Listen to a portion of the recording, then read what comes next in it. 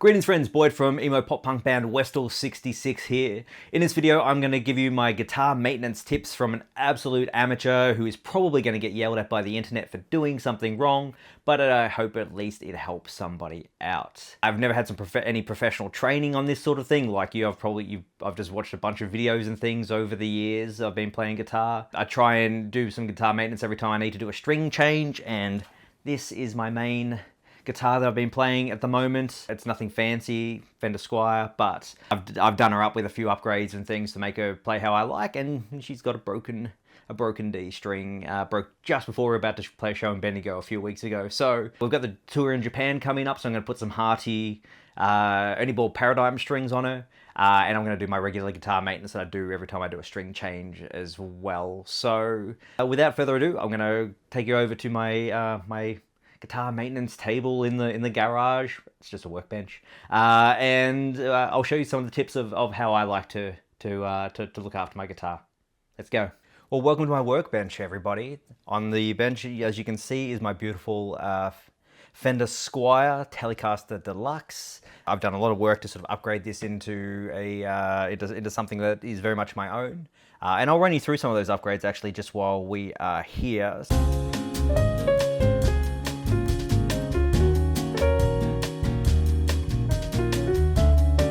So I'm a big fan of the Telecaster Deluxe. I don't like traditional tellies myself. Scott, our other guitarist, he loves a telly.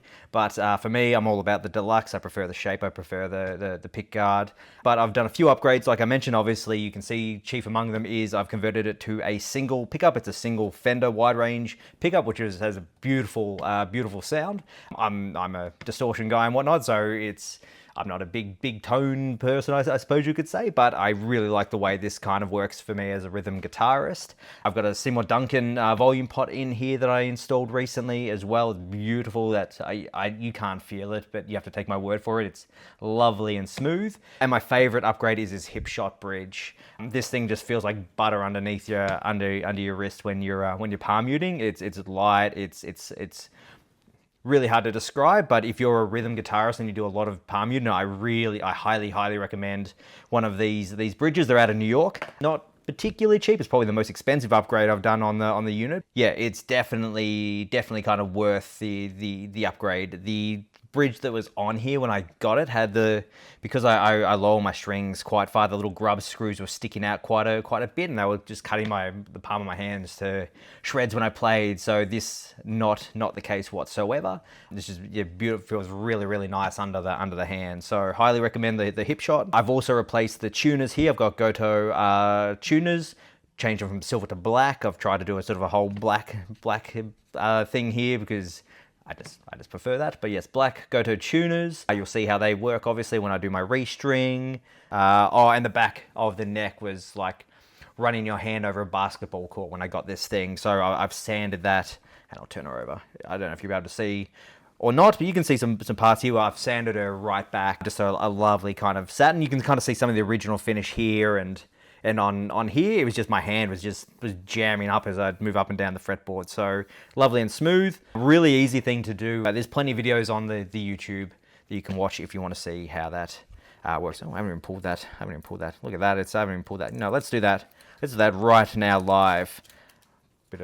That's gone. Oh, that's all nice and shiny now. It says Squier on it because I'm not super fancy. So here we go. Let's flip her back over. Now you can see she needs a bit of work. I haven't cleaned her up since we were doing our last sort of run of shows, so she's dusty. She's got fingerprints all over her.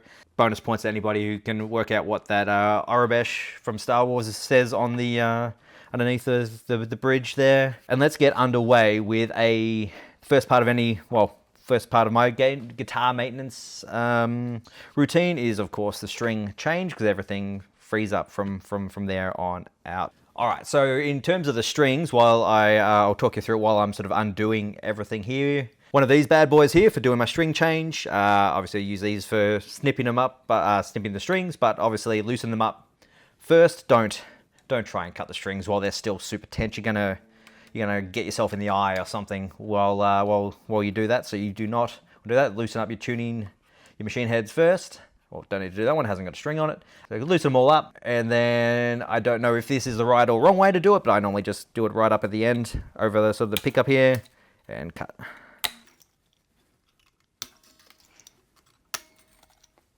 Oh, you see that one needs some more loosening, although it's going to flick up. All right, here, take you out, string through, so I just tip them out.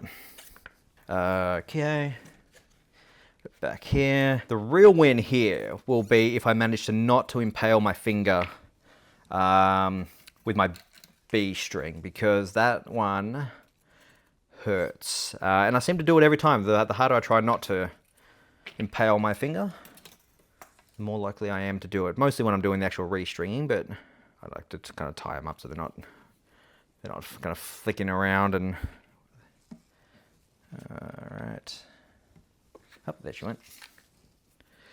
And also they're easier to see if you put this high E string down somewhere. It's almost like fishing wire, and if you don't kind of ball it up like this, I kind of just roll them up like this so I can find them again when I need to.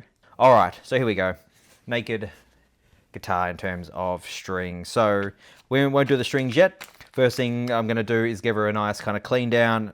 First I'm going to start with doing the frets, giving them a little bit of a polish to remove some of the gunk that kind of builds up on there. Some people, you know, they swear by leaving the gunk on there. That's where the tone comes from. And I'm probably somewhere in the middle. I don't go too hard on them, but I do like to give them a bit of a polish up as well, because they get pretty sweaty when I play. So a while ago, I bought some of these. I don't know which way around this is. Probably this way here. And they're fret and string erasers. You know, in the past, I had used, you know, really fine steel wool, as was sort of recommended back in the day. But the risk with using the steel wool is it works, but you can also, if you're not careful and if you don't use sort of guards on the fretboard here, you can scratch the fretboard and really mess it up. So these are a little bit better. I should be probably using my fretboard guards that I do have some here.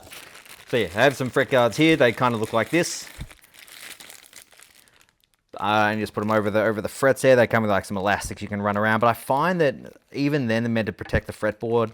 If they move around a little bit, they can kind of still potentially scratch the fretboard. So I find it's easy, instead of faffing around with moving those every time you need to do a fret, or, you know, you can put a few of them on there, because the edges are actually kind of rough. These are only cheap ones I got off Amazon, I guess. But yuck, Amazon. What I'm going to do, I'm just going to use my fret erasers here. Now they've got, just like sandpaper, you've got different grits. So I've got 2000, 1500, 1000, 400, 100. I'm not going to go through all of them because it's super tedious. I normally just go somewhere unless it's like really, like I haven't done this for ages and it's really gunky, then I'll maybe start from like a lower, like even a 400 or something. But really, I did this relatively recently, so I'm going to just do 1000. I might do 1000, 1500, 2000, because it takes a little bit. It's kind of pretty well used, but yeah, basically this is it. Fret eraser here, so you just, because I'm not using the fretboard guards, I'm going to be kind of more careful and make sure I kind of hold this kind of fully sort of horizontal against the fret. But let's go. We'll speed through this. I'm not going to talk through because I'm going to put it into fast forward for you, so you're not wasting your time.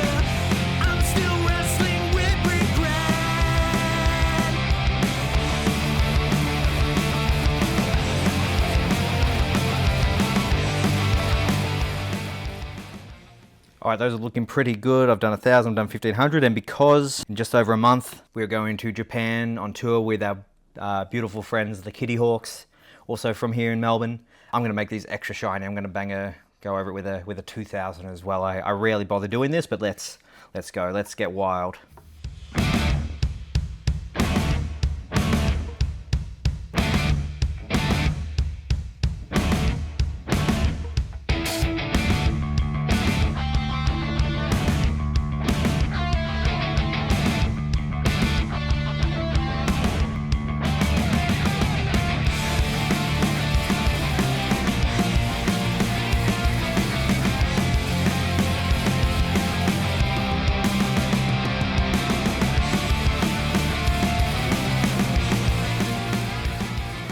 All right, done. So that's the that's the Baroque fret and string erasers. So yeah, work pretty good. Bit of hard work, sort of with as by the time you've done sort of a few of them. But I recommend, because you can see the results speak for themselves. Hopefully you can see that there. I've got light shining on there, but they're lovely and shiny frets. You can see all the little particles there that have kind of come off. So let's pop those there. Okay, so now that the frets are all polished, you've got all this sort of matter sitting in here that we need to clean away, and at the same time I'll give the whole guitar a bit of a wipe down and make it look all shiny and beautiful as well. And to do that, I'm using Dr. Duck's Axe Wax. Now this has an interesting story behind it I'm going to quickly talk about while I do this. So I've got my cleaning cloth here. First I'm just going to give it a nice wipe down, so it's just a really nice soft kind of that microfiber-ish kind of, it's not even like a microfiber cloth. I can't remember what these kind of cloths here. I wonder if it tells me on the thingy. No, just says it's a compact towel, but it's, I don't know if you can see it, but it's not like those little scratchy kind of fibers you find on some microfiber. It's just a really nice soft cloth, so I like this one a lot. So I'll give her a little bit of a nice kind of wipe down everywhere, try and just get some of the fingerprints and gunk off first before I start putting the actual Axe Wax on there. So give everything a bit of a clean away, get rid of all that debris that's come off from here all the way up to the top, in between, always between the tuning pegs here too, because they get dusty in there. Back of the fretboard along the neck too, get all my grubby hand sweat off there. Alrighty. So, fold my cloth up here. Alright, so like I was saying, 6 months or so ago, I was visiting the in-laws on the south coast of New South Wales. I took my guitar with me, this guitar, just to do some practice while I was up there. And of course I managed to break a string, and I forgot to take spare strings with me. So up I drove 45 minutes an hour north to the town of Nowra to South Coast Music. And I met a lovely gentleman working in that store who sold me some strings and also gave me the hard sell on this stuff, on upside down Dr. Duck's Axe Wax. And he swore to me that you can basically use it for everything. You just put a few drops on here, so you know, it's tough. So drop here, drop here, drop here, don't need much, drop here, and even a little bit on the fretboard. Now I know I'm using a maple board, but this is, I'm told, okay to be used on maple as well, so I've put those few drops on there. Use it sparingly, Dr. Duck's Axe Wax, and then get your cloth and just give it a... Now I try and use like one side for putting on the Axe Wax, and I'll use the other side that's dry for actually kind of giving it a bit of a polish, because it is a wax. But I'm just going to loosely put it on for now. Sort of just loosely work it around. Try not to go over the pickup. Put around the top as well, and then I'll also do the fretboard, clean off the... So shout out to South Coast Music up there in Nowra. Beautiful little shop actually. We actually ended up chit-chatting for quite a while. Yeah, great little shop. So support all the little local music stores where you can, for sure. I know I've said Amazon a few times recently, and I feel bad about that. I do try and support the music stores where I can. So here we go, cleaning up in between the frets. All right, so I've done a bit of a loose job here. Get up with this headstock. Back of the neck again. All right, turn my cloth over to another side, and now just give it a good kind of rub down, if you were, get in between all the cracks so you get all the dust out that kind of builds up in there. Sometimes if I can be bothered, I'll take the volume knob off and get in under there as well, but that's getting too fancy. Here, up along the top. Get in the crevice here. All right, and along the back. And once more over the neck, over the fretboard.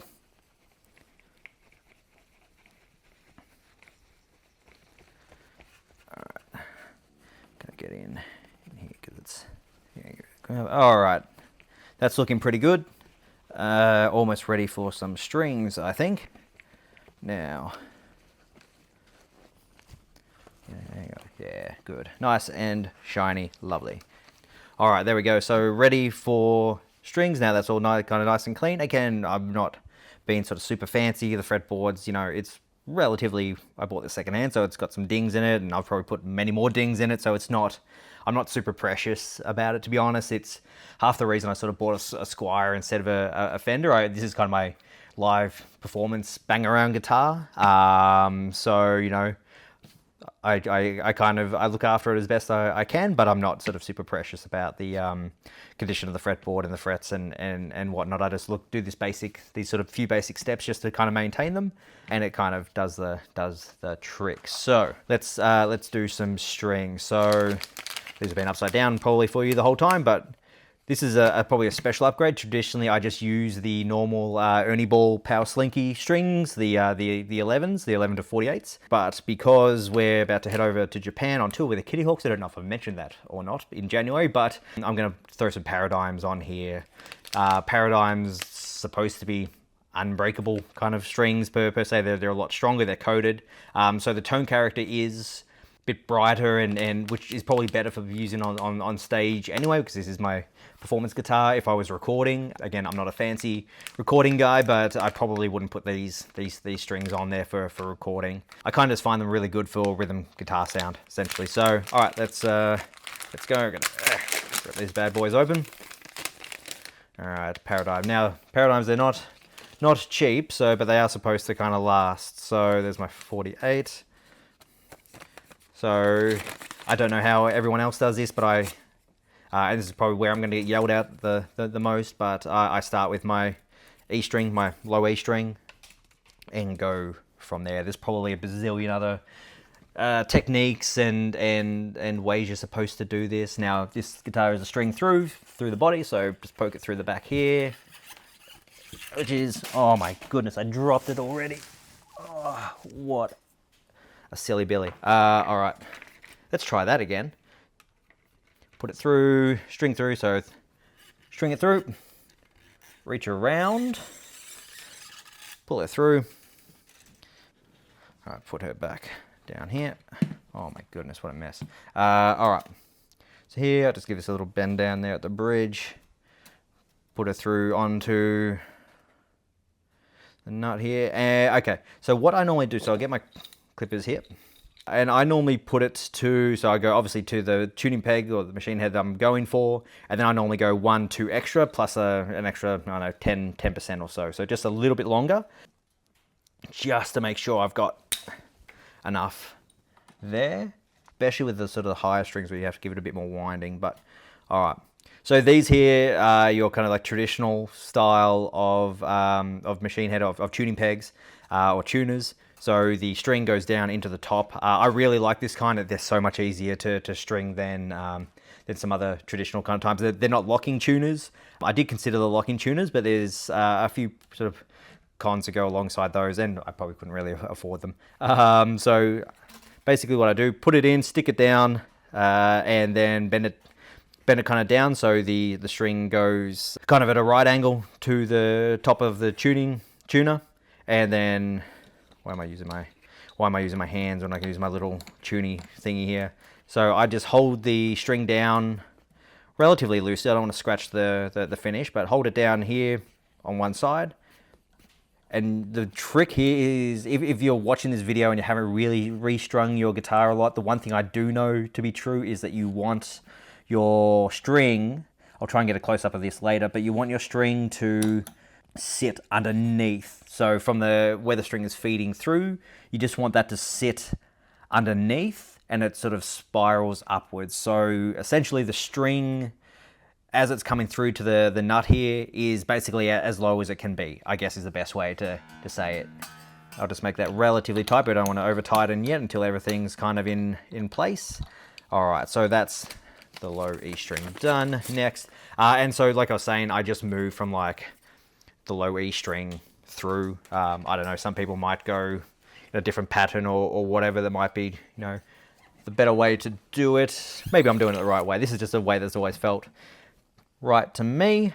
Bend that down, put it through, and again, like I said, I'll go to where I need to be, and then 1, 2 up, and then plus another 20 or so percent, just to be sure. Cut. All right, beautiful.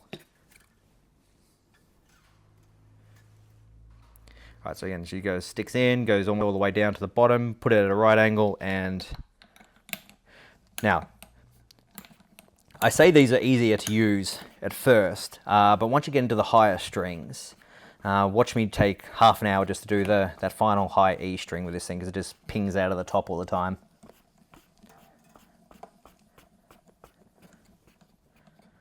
All right, there we go. Done, so don't tighten her all the way up. Next, 28.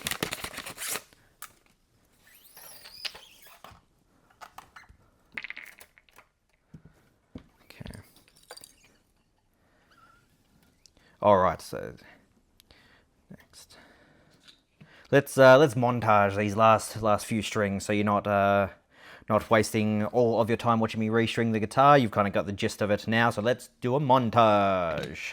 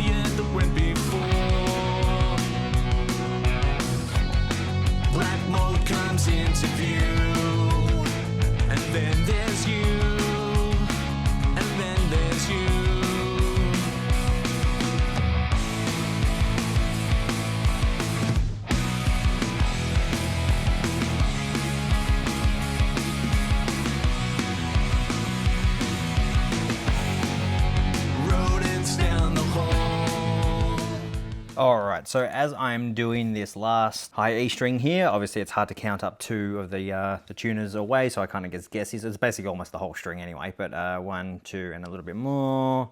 Go about there. Look, it's easier to go too long and cut it down if you have to, as opposed to build some more, attach some more string to it. So as a good rule of thumb. Now you'll see this is the tricky one.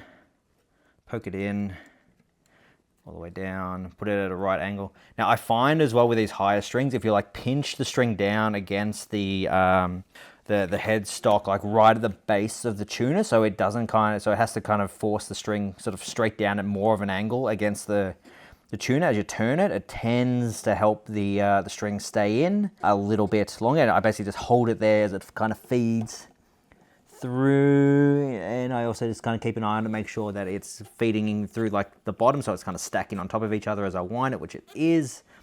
Beautiful. Keep it nice and tense there, and then make sure though it sits in the nuts or you'll be in trouble. And oh, look at that first go, beautiful. Just tuck it in under here. All right, that worked.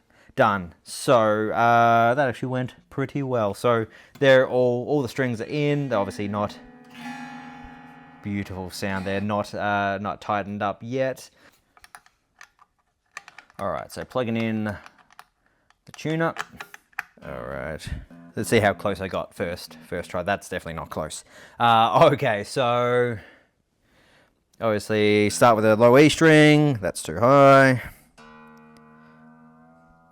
Now, a trick I did learn along the way over the years as tuning and stuff, from what I've heard anyway, is as you're tuning, if you haven't heard this, you're better to, you're guitar will stay better in tune if you tune up to where you're supposed to be as opposed to tune down from somewhere. I don't know the physics of that or how it works, but that's what I've always tried to do because someone told me that once. So at the moment I'm sitting just below the E, so I'm going to go up.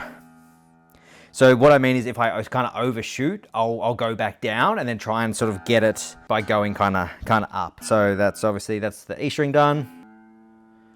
All right, so now we'll go up to the A string. All right, so for example, I just overshot a little bit there. It's gone a little bit sharp. So I'm going to bring it down, but I'm going to bring it down a little bit further. Then bring it up to A. There we go.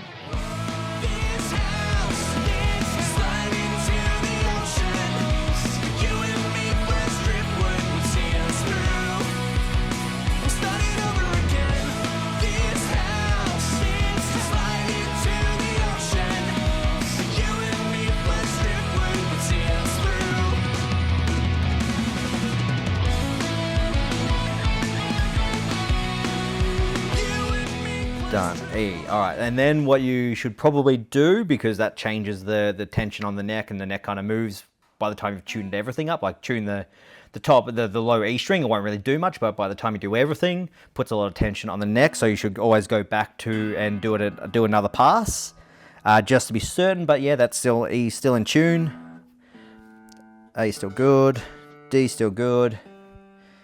G, B, E. Done. Tuned up. All right, so the next thing I'm going to do, which is like borderline professional, I suppose, that some people will do. There's a couple of things. I'll check the intonation of the strings, and that basically means that the note is staying the same all the way up the fretboard. And the way that you adjust that, if you are sort of new to this, is by there'll be like some sort of adjustment on the base of the bridge that allows you to sort of move the string forward or backwards, and it helps it sort of stay in tune as you go up higher up the fretboard. So you do it so you've got your open string, so my E still in tune, perfect, and then I go up to my 12, where I've got the high version of that same note. That's pretty good. Yeah, I'll pay that. Look, I've done the intonation on this in the past, but basically if that was going sharp or flat, I would basically make a little adjustment on the screw here and adjust it up or down. You might find you might have to loosen the tuning peg first because it gets a little bit tight up here if the strings are particularly tight, and then tighten that back up again and then test the intonation again. Probably have to do that on one of the strings, so let's check the A.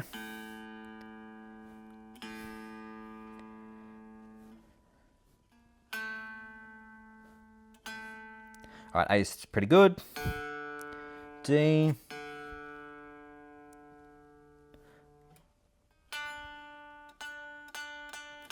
All right, D is pretty good.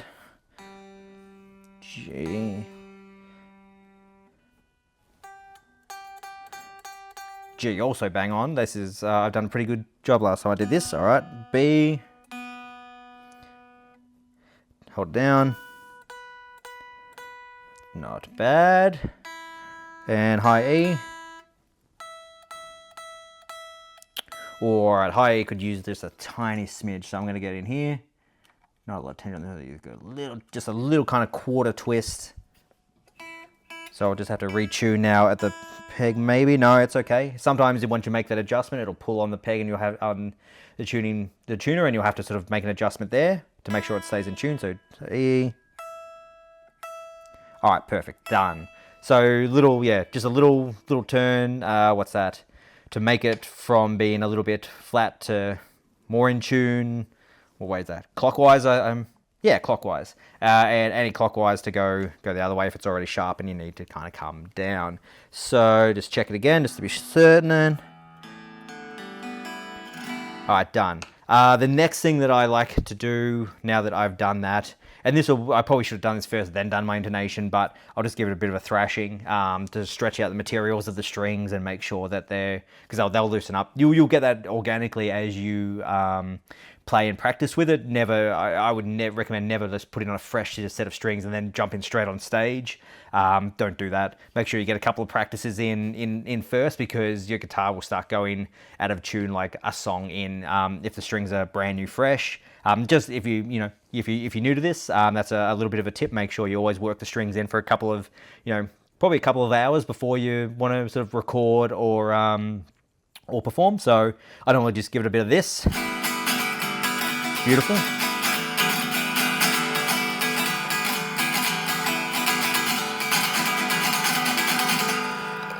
Whoops.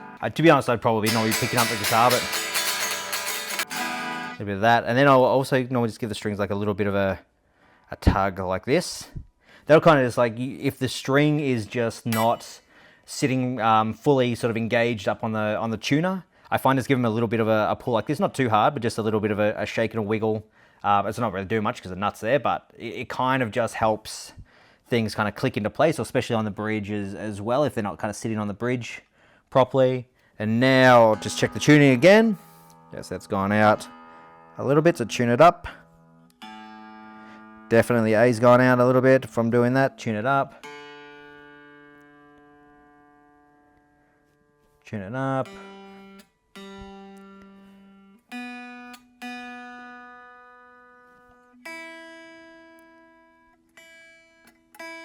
All right, done. One other thing that you can do, I've probably done this in the wrong order again, but I do have a few basic kind of tools here. You can do things like checking, I got more Allen keys. Check instead of making sure the string radius to the fretboard is all done. I did that a while ago. You can check things like sort of if there needs to be any sort of neck truss rod adjustment by how sort of far the strings are kind of sitting off the board, and that's kind of what I like to check. But this is basically, I'm just going to check the string height for playability. So I have this little sort of metal gauge, this way, little metal gauge here. I like my strings to be kind of like a low medium, which means on an electric, the low E string should be about 1.5 mil off the fretboard, and the high E strings should be about 1.25. This is going to be really difficult to kind of show you, but essentially what you do is you put the gauge here, and what you're looking for is the bottom of the string sitting sort of in line with that kind of height there, and that tells you sort of how high the string is and you do this on the 12th fret of the guitar. So I'm going to do this here. Now I can't really show you, I'm sorry, but you're going to have to take my word for it. So that is sitting the low E. The line is just, I'll try and get a shot, but the line is just below the 1.5, which is where I want it to be. And on the high string, I think this is a little bit higher. I checked it before. It is, yeah. So the high E, I'm going to bring that down a little bit. Now I'm not going to do that here because I can't, despite the fact I've got like 100 Allen keys here, I actually need one that's even smaller again for these little grub screw adjustments in my hip shot bridge there. So I'm going to bring that down.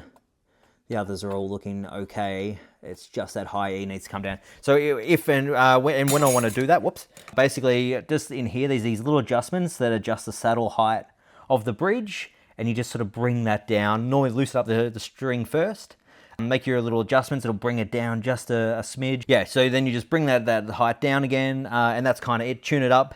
Maybe check your intonation again if you want to. All right, and that is it. That is how I set up my guitar. I know I've prattled on for a little bit. Normally I'd probably be a bit quicker process because I'm not sort of talking through it, but I'll normally give it another wipe down, give the strings a wipe down. You can use this Dr. Duck's Axe Wax. You can even use that as like a string sort of lubricant as well, I'm told, and just sort of wipe it down over the strings to loosen them up. But that's it. That's my guitar maintenance tips. I hope the internet, you didn't get too mad at me. I think there's some truth in there, some stuff maybe I dreamt, maybe I made up, but thank you for watching the video. I hope you've enjoyed it. And I hope, most of all, I hope you found it useful, especially if you're a beginner and you're sort of wondering where to start with doing some guitar maintenance.